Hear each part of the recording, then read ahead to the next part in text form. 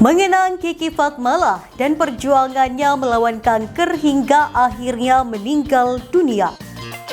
Kimberly Ryder akui di fase kelam hidup, gugat cerai dan laporkan Edward Akbar ke polisi. Amerika Latin sumbang 2 pemain, dominasi Eropa di 12 kandidat peraih Ballon d'Or 2024. Lokasinya dekat Vatikan, pekerja konstruksi temukan taman berusia 2000 tahun peninggalan Kaisar Kejam. Assalamualaikum warahmatullahi wabarakatuh. Hai Sobat Pop News, senang sekali bisa hadir kembali di hadapan Anda.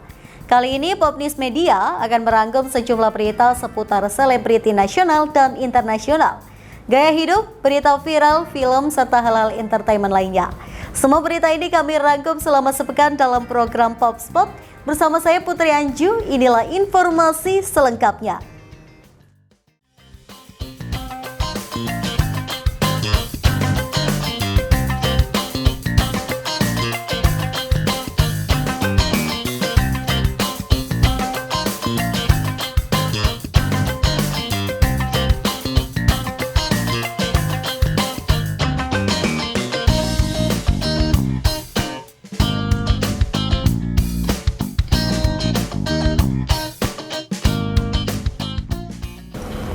Sobat Pop News, masih ingatkah Anda dengan artis fenomenal Indonesia, almarhum Kiki Fatmala, bintang film manis Jembatan Ancol? Kali ini kita akan mengenang kisah perjalanan karirnya. Kenapa karis? Sobat Pop News, masih ingatkah Anda dengan artis fenomenal Indonesia, almarhum Kiki Fatmala, bintang film Si Manis Jembatan Ancol? Kali ini kita akan mengenang kisah perjalanan karirnya semasa hidup. Berikut informasinya. Mengenang artis fenomenal Indonesia Kiki Fatmala. Bintang film Si Manis Jembatan Ancol ini meninggal dunia Jumat 1 Desember 2023 lalu. Kabar meninggalnya Kiki Fatmala diunggah dalam Instagram milik sang artis. Dalam unggahan dijelaskan Kiki Fatmala meninggal dunia di usia 56 tahun akibat komplikasi kanker.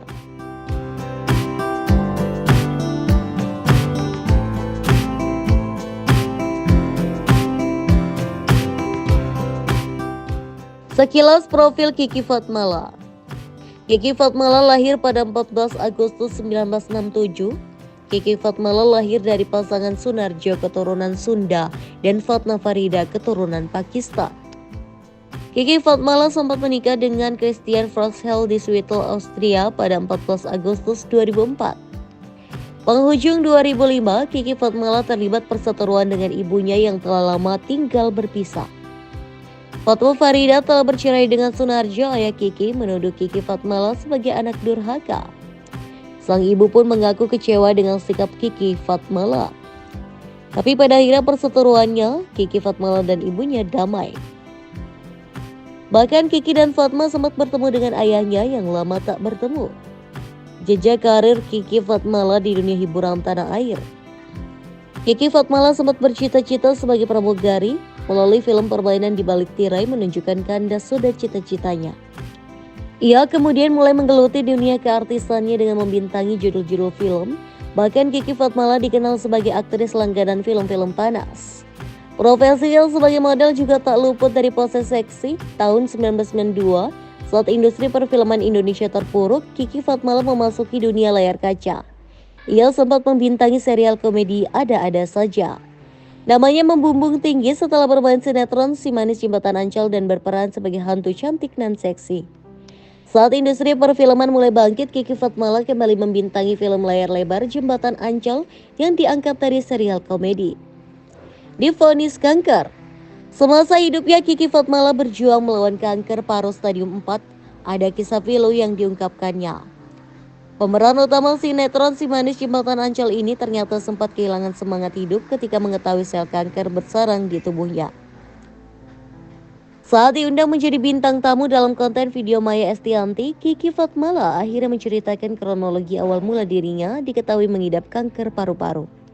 Kiki Fatmala mengatakan jika sang suami Christopher yang mengambil hasil PET scan di rumah sakit. Pas aku pulang dari olahraga, suami aku datang terus dia bilang katanya gini, dia mau ngomong stadium 4, air matanya udah keluar, belum ngomong aku udah tahu nih stadium berapa nih gitu.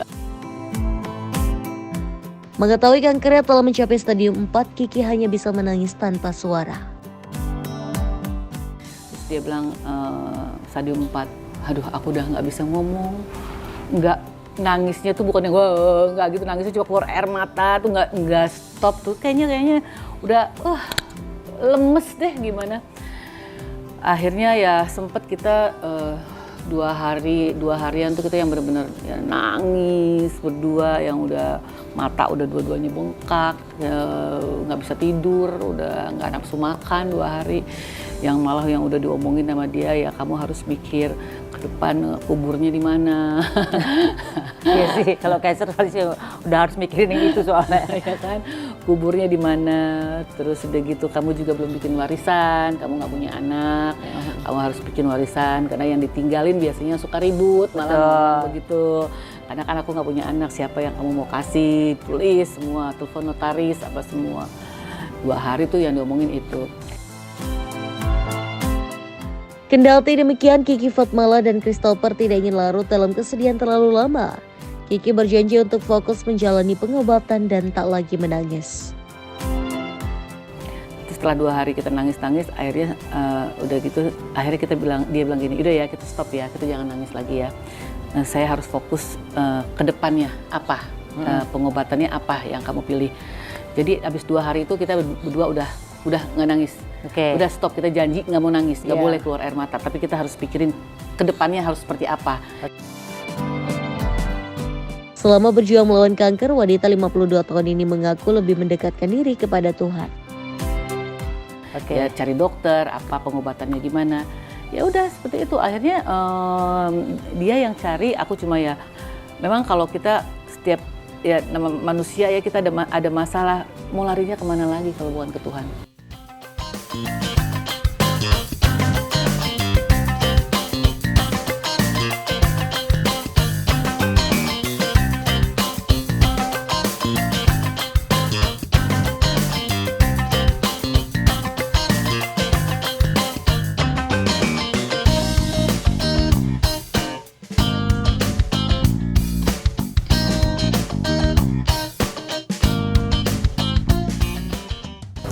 Artis Kimberly Raider mengaku tengah menjalani fase kelam dalam hidupnya.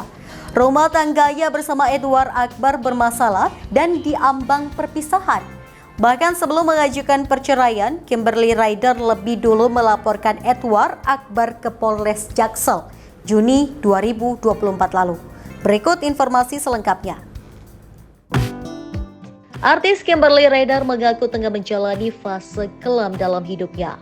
Rumah tangganya bersama Edward Akbar bermasalah dan diambang perpisahan. Bahkan sebelum mengajukan perceraian, Kimberly Raider lebih dulu melaporkan Edward Akbar ke Polres Jaksel, Juni 2024 lalu. Kimberly menuduh Edward Akbar menggelapkan mobil. This is the only thing that I'm gonna say. Pastinya kalian udah ini ya, sangat sampai nungguin di depan rumah ya. Please, cukup ya, nunggu di depan rumahnya sampai di sini aja karena this is the only statement that I'm gonna say. Kimberly Raider mengakui ini adalah masa-masa dirinya melewati waktu yang sangat sulit. Sebagai ibu, Kimberly memohon pengertian untuk menjaga privasi anak-anaknya. Iya, sekarang saat ini lagi melewati hal ini dan memang it's a difficult time for me. Terima kasih. Tolong privasinya tolong di respect. Apalagi kan aku ada anak kecil juga. Dan mohon maaf. Saat ini, Kimberly Raider masih menunggu dan menjalani prosesnya. Kimberly Raider memohon doa agar semua diberikan kelancaran. Aku belum bisa kasih statement yang bagaimana karena masih ongoing proses, semuanya sudah saya serahkan ke lawyer juga.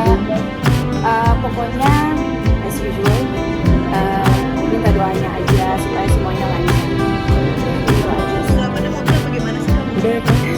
Ketika mau siap-siap buat Premier.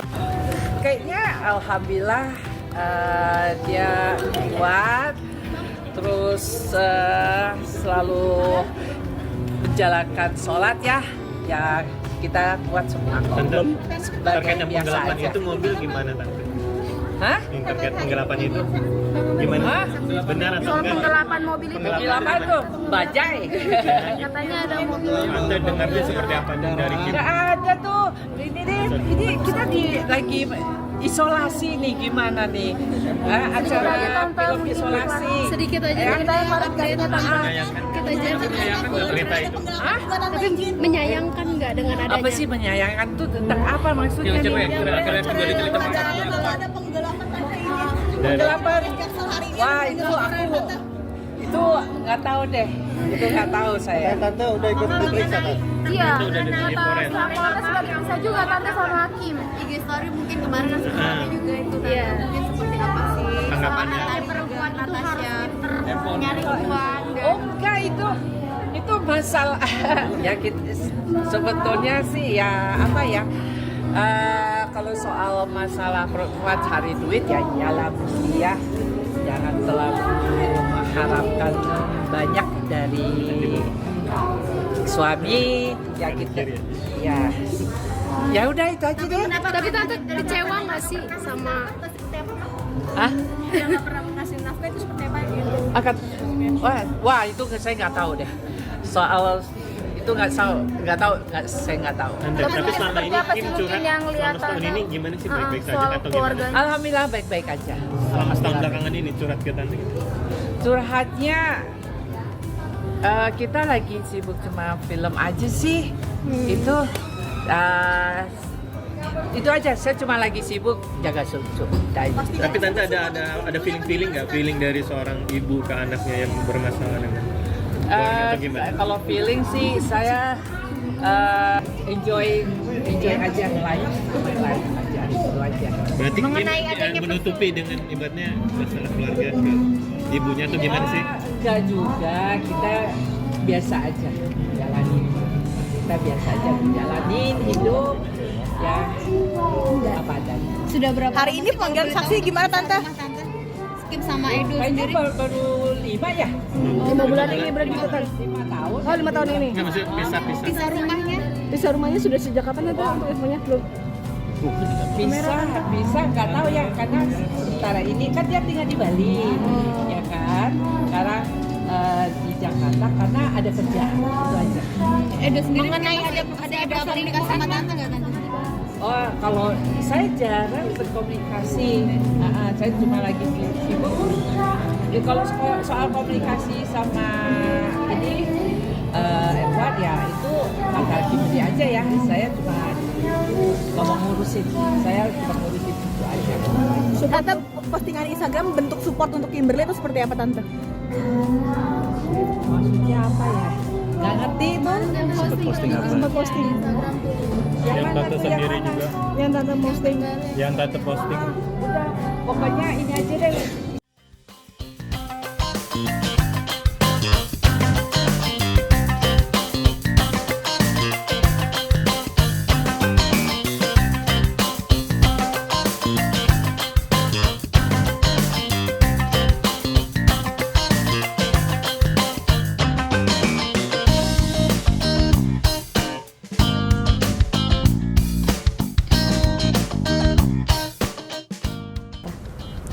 Pesepak bola dari benua Eropa mendominasi kandidat Ballon d'Or 2024. Dari 12 kandidat, benua Amerika Latin hanya diwakili 2 pemain, yakni Lautaro Martinez dan Vinicius Junior.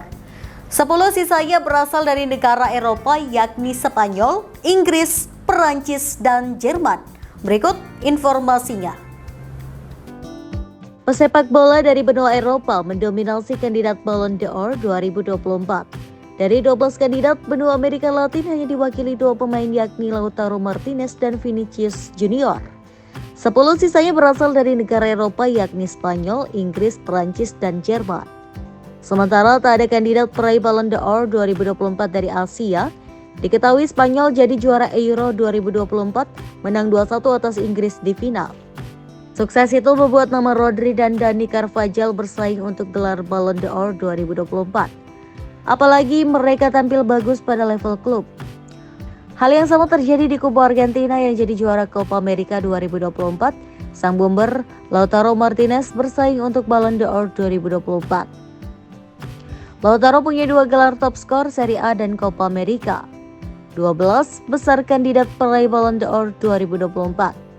12 Lamine Yamal, posisi penyerang, usia 17 tahun, klub Barcelona, negara asal Spanyol. Lamine Yamal benar-benar ajaib pada usia yang baru 17 tahun. Dia sudah berada di top level sepak bola Eropa. Lamine Yamal jadi pemain kunci Spanyol saat meraih gelar juara Euro 2024.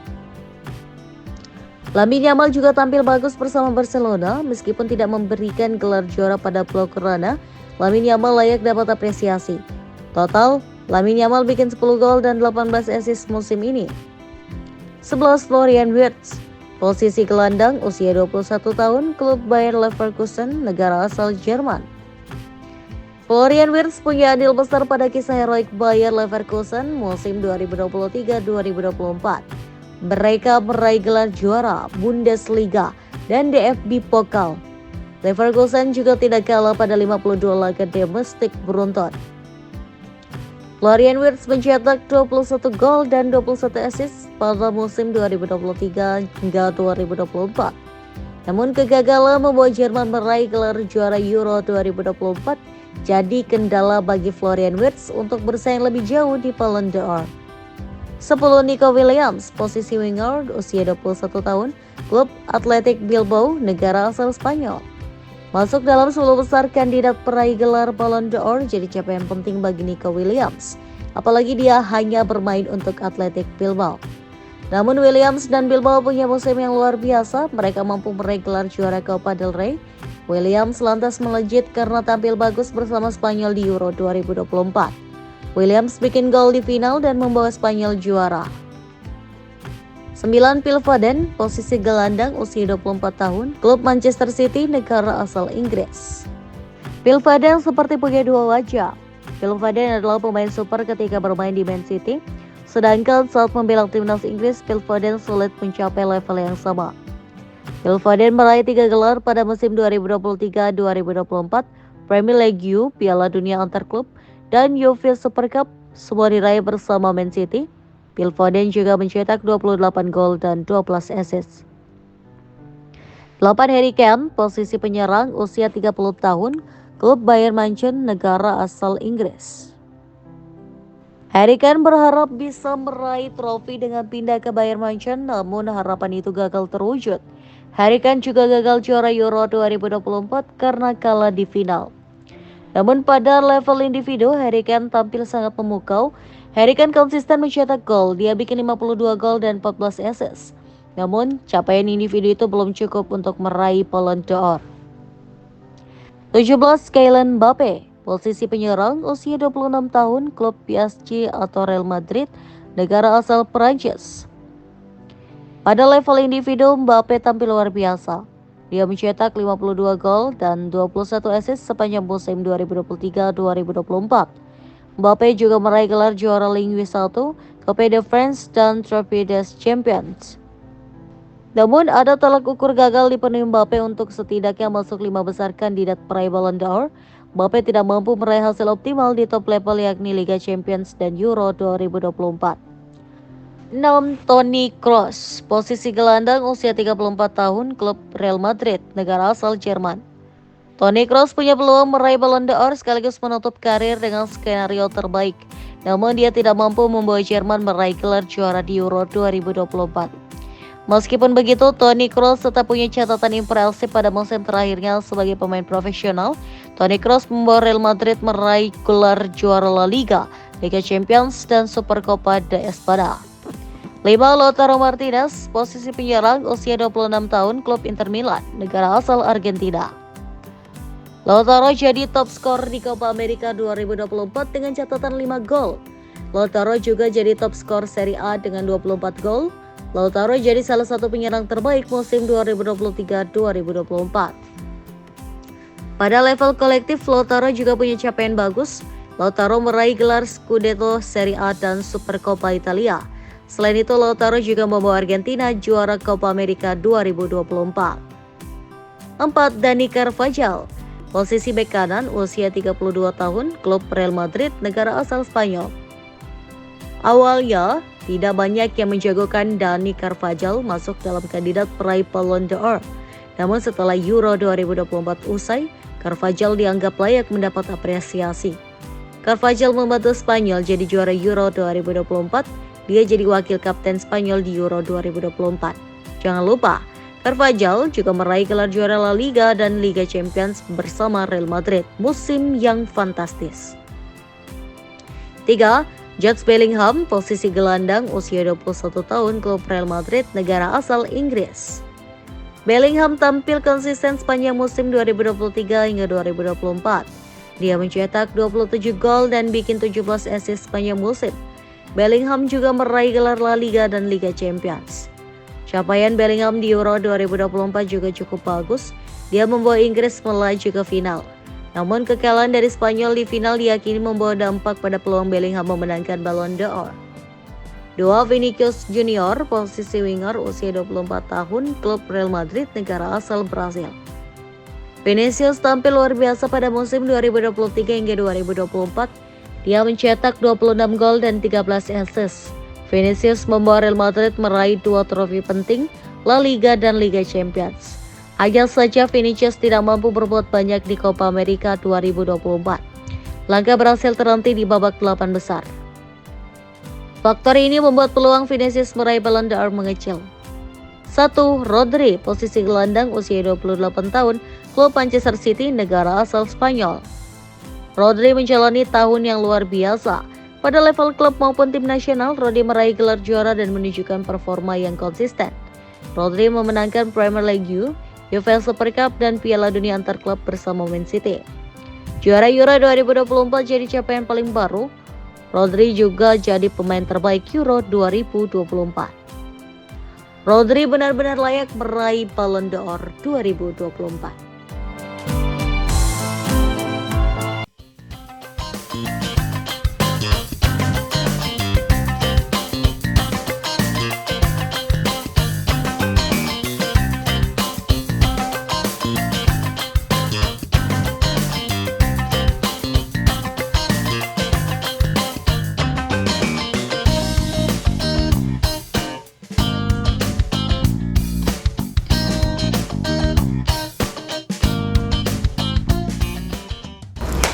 Temuan arkeologi bersejarah terungkap di dekat Vatikan. Pekerja konstruksi menemukan taman berusia 2000 tahun yang dimiliki Kaisar Romawi Caligula yang dikenal kejam. Berikut informasi selengkapnya. Temuan arkeologi bersejarah terungkap di dekat Vatikan. Pekerja konstruksi menemukan taman berusia 2000 tahun yang dimiliki Kaisar Romawi Caligula yang dikenal kejam. Dinding batu travertin taman tersebut ditemukan menghadap ke tepi sungai Tiber, sungai yang membelah Roma dan terletak di sebelah timur kota Vatikan.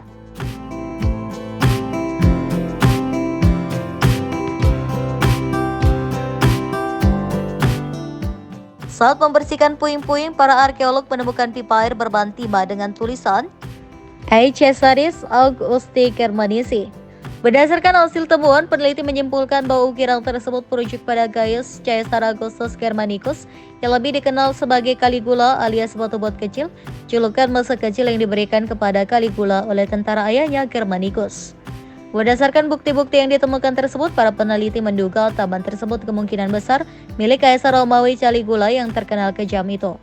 Temuan ini didukung oleh sebuah bagian dalam teks kuno Anda Ebasi Tugeus yang ditulis oleh filsuf Mesir Philo dari Alexandria.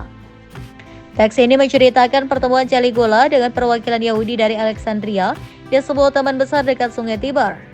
Pada saat itu terjadi ketegangan dan kekerasan antara orang Yahudi dan orang Yunani di Alexandria terkait masalah agama.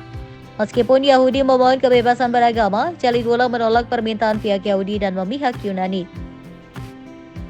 Alessio de Cristofaro, seorang arkeolog dari Badan Pengawas Khusus Arkeologi, Seni Rupa dan Landscape, sebuah lembaga pemerintah di Roma, menyatakan bahwa penemuan ini penting karena Piazza Pia terletak di dekat Horti Agrippina. Itu adalah Taman Agrippina the Elder yang merupakan ibu Caligula. Pipa yang ditemukan ini mirip dengan pipa lain yang ditemukan pada awal tahun 1900-an yang bertuliskan nama Iula atau Julia Augusta, istri kedua Augustus dan nenek Germanicus. Peneliti berpendapat bahwa properti tersebut telah diwarisi oleh Germanicus dan kemudian diwariskan kepada istrinya, Agrippina the Elder, sebelum akhirnya menjadi milik Caligula. Di samping pipa tersebut, para arkeolog menemukan potongan tembikar Romawi dan patung terakota yang menggambarkan pemandangan mitologis yang kemungkinan akan digunakan untuk menghiasi atap pada zaman kuno. Menyangka bahwa Caligula ini nantinya akan tumbuh menjadi seorang pemimpin yang bengis, yang kasar, yang kejam gitu, yang psikopat kepada warga negaranya. Itu karena memang ya dari kecilnya pun si Caligula ini ya lucu, imut, tampan gitu. Jadi tidak menggambarkan seorang kaisar yang akan kejam gitu. Baiklah dia dulu kecilnya, ketika remajanya pun seperti itu, dia ganteng, rupawan, tampan gitu ya, baik hati gitu. Ketika beranjak dewasa, Caligula pun diangkat menjadi anak oleh Kaisar Tiberius gitu. Tapi sayangnya Kaisar Tiberius ini adalah seorang kaisar yang bisa dibilang kurang lah dalam hal mendidik seorang anak. Gaya hidup Kaisar Tiberius yang mewah, yang hedon, dan kemaksiatan yang sering dia lakukan membentuk seorang Caligula menjadi pribadi yang kurang baik gitu, yang kurang benar gitu. Jadi merusak si Caligula gitu, karena ya dari kecilnya, ibaratnya dari remajanya gitu, dia banyak ngelihat hal-hal yang buruk, itu membentuk dia gitu untuk besarnya menjadi seperti apa. Lanjut cerita, lalu Kaisar Tiberius pun mati karena sakit ya. Matilah dia gitu karena sakit. Tapi beredar pula desas-desus yang mengatakan bahwa Caligula mempercepat kematian Tiberius. Jadi beredar desas-desus bahwa dia itu bekerja sama dengan prajurit untuk mempercepat kematian Kaisar Tiberius, supaya si Caligula ini cepat naik menjadi pemimpin, menjadi kaisar di kerajaan Romawi gitu. Jadi ya wallahu alam sebenarnya yang mana yang benar gitu. 18 Maret tahun 37 Masehi dinobatkanlah Caligula menjadi seorang imperator, atau bisa disebut juga sebagai kaisar Romawi yang baru. Caligula ini sangat bersemangat untuk mengembalikan kondisi negara menjadi lebih aman dan lebih terkendali, tidak seperti akhir masa pemerintahan Tiberius yang penuh gejolak dan kekacauan. Caligula menggelar pesta besar-besaran ya. Dia menggelar pertandingan gladiator yang berdarah. Hiburan-hiburan warga digelar gitu ya, untuk menarik simpati warga gitu, karena dia menjadi pemimpin yang baru gitu ya, supaya ya orang-orang tuh pada suka lah sama dia gitu. Makanya dia menggelar pesta sebesar-besarnya gitu ya. Sepanjang perayaan itu 160.000 orang telah mati sia-sia ya, karena emang ya kan gladiator ya, balap kuda segala macam itu kan ya lumayan makan korban juga gitu. Karena yang nggak tahu ya, pada zaman itu ya hiburannya tuh yang seperti itu gitu. Berkeranjang-keranjang roti, madu, dan susu dibagikan kepada rakyat gitu, dan semuanya senang gitu karena dibagikannya itu, karena hadirnya pesta itu, semuanya senang lah gitu. Tapi kegembiraan itu tidaklah berlangsung lama. 6 bulan setelah perayaan kenaikan Caligula ini digelar ya, tiba-tiba Caligula mendadak sakit. Sudah sejak lama memang Caligula ini punya riwayat penyakit ayan ya, dan kuat sekali dugaan bahwa penyakit ayannya inilah yang makin parah gitu lah. Berbagai pernyataan bela sungkawa pun datang ya. Rakyat dan para bangsawan amat mencintai kaisar baru yang baik hati ini dan mengharapkan kesembuhan untuknya. Banyak juga bangsawan yang berkata bahwa dia rela masuk ke arena gladiator agar sang kaisar sembuh. Ada juga bangsawan yang mengatakan dia rela menyerahkan nyawanya agar sang kaisar selamat. Tiba-tiba seperti keajaiban, tling gitu ya, Caligula tiba-tiba selamat dan sehat kembali ya, tegap kembali gitu ya. Tetapi ketika dia sehat hari pertama ya, semuanya telah berubah. Dia bukan lagi kaisar yang baik hati, bukan lagi kaisar yang suka memberi. Dia berubah menjadi kaisar yang jahat, yang psikopat, yang buruk. Caligula menjadi seperti orang yang paranoid, ketakutannya tidak beralasan. Baru seminggu setelah kesembuhannya, ya. Dia sudah membunuh banyak orang. Beberapa pejabat dan penasihat kekaisaran telah melakukan bunuh diri. Beberapa lainnya bahkan dipaksa untuk bunuh diri. Caligula bahkan memaksa bapak mertuanya sendiri, ya, yang bernama Marcus Silvanus, untuk bunuh diri. Dia membunuh sepupunya sendiri yang bernama Tiberius Gemellus, berikut seorang penasihat, Julius Graecinus. Semuanya dibunuh karena dugaan konspirasi yang sebenarnya hanya ada di dalam pikirannya saja, cuma imajinasi dia aja, cuma ketakutan dia aja. Yang lebih mencengangkan lagi adalah apa yang dilakukan oleh Caligula kepada Macro. Jadi Macro itu kayak tangan kanan si Caligula lah, gitu. Dia adalah pejabat tinggi, ya, sekaligus penasihat yang paling berjasa bagi si Caligula. Macro ini telah melakukan banyak hal untuk Caligula, tapi tiba-tiba Caligula tahu ya dia punya pemikiran dari mana, bahwa dia tuh mikir bahwa si Macro ini mempunyai ambisi untuk menggulingkan si Caligula. Makanya tiba-tiba Caligula memerintahkan Macro dan istrinya yang bernama Ennia untuk berangkat ke Mesir, gitu, dan memangku jabatan di sana, gitu. Kayak pergilah udah sana ke Mesir, kamu mimpin Mesir aja, gitu, ya. Berangkatlah si Macro dan Ennia ini ke Mesir. Tetapi tiba-tiba ketika si Macro ini sampai di pelabuhan Ostia, tiba-tiba si Macro dan istrinya ini ditangkap dan langsung dijebloskan ke penjara. Macro dan istrinya pun bunuh diri bersama-sama. Caligula hancur-hancuran dalam hal moral. Dia senang sekali berzina dan bahkan berzina dengan saudara-saudara perempuannya sendiri, gitu ya. Kayak nggak ada lagi. Dia sering membuat pesta-pesta amoral dan seringkali merebut istri-istri para bangsawan pada pesta-pesta itu. Betapa luar biasa kerusakan yang dibuat oleh seorang Caligula yang dulunya adalah anak kecil, imut, ganteng. Tiba-tiba kan gedenya. Itu tadi sejumlah berita seputar selebriti nasional dan internasional, gaya hidup, berita viral, film, serta hal-hal entertainment lainnya. Semua berita ini kami rangkum selama sepekan dalam program Popspot. Anda bisa mengakses berita lainnya di web kami di popnews.id dan di channel YouTube Popnews Media. Jangan lupa untuk komen, share, like, dan subscribe channel kami. Kami undur diri, sampai jumpa minggu depan.